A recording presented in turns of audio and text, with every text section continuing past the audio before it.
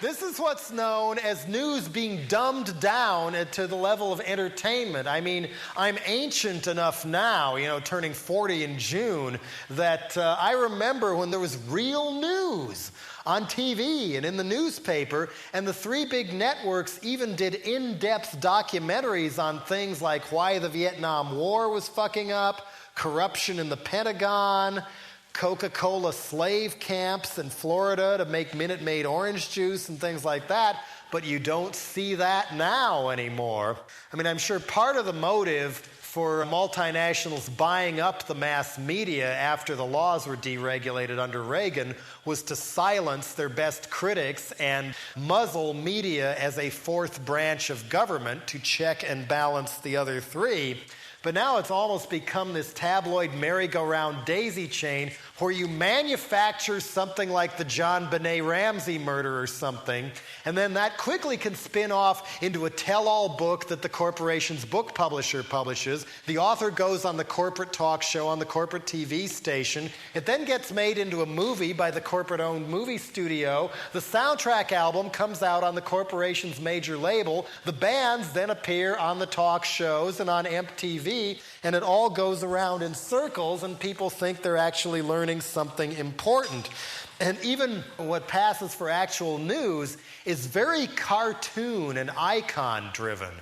Anything going on at the national level, it's not, do we really want a NAFTA, a GATT treaty, and a prison building boom? It's all, can Clinton beat Newt in this battle of the Titans? It's icon driven. No offense to Martin Luther King, but we have Martin Luther King Day instead of Civil Rights Day. Again, it's focusing on the icon and the media star instead of any thought or sentiment behind it. What used to be a 60-second soundbite now averages 9 seconds, and the average televised news story now lasts less than a minute.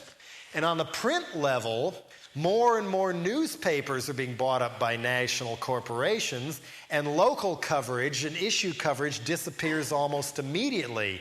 You don't have in-depth investigations because it costs too much to put a reporter on one story for months at a time when they could be writing about some different fluff every single day. And if there's less costly local news, the corporate publishers' stock options go up accordingly, so they have their own motive not to print anything newsworthy in their newspaper if they're going to make any money. I mean, a comical example of this, maybe, is last year, Clinton's State of the Union address got bumped to a later day because they were afraid it might interfere with the Miss USA contest on television. I mean, that shows your priorities of our national entertainment state right there. The Detroit News did a survey of local stations there that showed that of the TV news in Detroit, 2% of the news was devoted to government and politics, and poverty, education, race relations, environment, science, or anything international got 0% during the time period they were studying it. And the reason you get so much fluff is that the news is now packaged like TV sitcoms and dramas and shoot-em-ups mainly to sell the advertisers' products. It's not quite as blatant as animated cartoon shows about action figures you can then go down and buy at the store, but it's getting close. An executive of Westinghouse who took over CBS came right out and said, we are here to serve advertisers. Not the public, advertisers. And the LA Times new chief executive officer has a new policy whereby selected people from the different major departments of the paper meet every day with selected people from marketing and advertising to produce those sections of the paper together. It used to be a sacred wall, theoretically, between the news and the advertisers, but not at the LA Times anymore. And determined that whatever section doesn't sell enough ads as the rest will be dropped from the paper entirely. Meaning home and garden and, the thing about TV stars is going to get thicker and thicker and thicker, while no advertiser is going to want their story next to a human interest thing about people who've been hurt by welfare cuts or anything like that. We just won't be able to print that anymore because it's just not going to sell enough ads. That's where this is going. Plus, a lot of news is censored even now for fear of offending an advertiser. The San Francisco Examiner yanked a Sunday column by Stephanie Salter for criticizing Nike, because Nike was sponsoring their little Bay Breakers foot race and they didn't want to offend them. So the person responsible said, "Oh, we didn't kill the story, we just chose not to publish it." That, in my mind, is the worst form of censorship going on in this country today, is what they choose not to tell people. Instead, what's substituted for real debate is right-wing talk shows. More and more, meaner and meaner, louder and louder. Some people laugh in my face when I say Rush Limbaugh is still a problem. Just because they don't see his face on TV anymore doesn't mean he's gone. He still is the most popular radio show host in America. And after the Nutzi onslaught in the '94 election, KSFO here fired every talk show host to the left of Hitler and replaced them with nothing but ultra-right-wingers. Even fired people who worked in the office for being too liberal.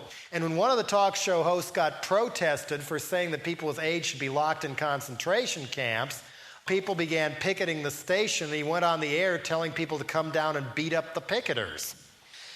You know, a lot of the influence of people like Rush Limbaugh or Bob Grand in New York, who's virulently racist, that's ABC's flagship station where he is, and they're trying to make him a national thing. The floodgates opened for that after the democratically controlled Congress about, I think this was before the '92 election actually, quietly abolished a law called the Fairness Doctrine, which said that if you have some clown like Limbaugh on the air, you have to give time to the other side. Once the Fairness Doctrine was gone, so was the other side. And now what constitutes debate on TV or in the editorial pages of the paper, whatever, is right-wing versus extreme right-wing. With somebody like Ralph Nader or Noam Chomsky or a Jesse Jackson or anybody from the labor movement, they're just completely wiped out of the media altogether. Their point of view is not allowed. And if that's not enough, Chrysler and Ford, among others, and a couple of the big East Coast phone companies have now sent out notices to every place they advertise saying that they want to be given any advance notice of any articles that contain controversial coverage. That way, they get to act as an in-house censor by threatening to pull their ads for 6 months, the way Ford did when New Yorker magazine had 9 Inch Nails lyrics next to a Mercury ad. They can just threaten to pull the ads, and the article gets cut without us even knowing what they are. But more times than not, they sue. Have you heard of the McLibel case in England, where some London Greenpeace activists were handing out flyers on the streets of London saying, "What's wrong with McDonald's?" and of course stating the obvious on the flyer. And McDonald's responded by suing these people who were unemployed for slander, never guessing that they would then, since they had nothing else to do anyway, they acted as their own attorneys, and the result has been the longest trial in British history. McDonald's won some of their points, lost others, and are appealing the ones they lost. They still won't give in on this one as a way of bullying anybody else from saying anything bad about McDonald's, lest you get tied up in court for years.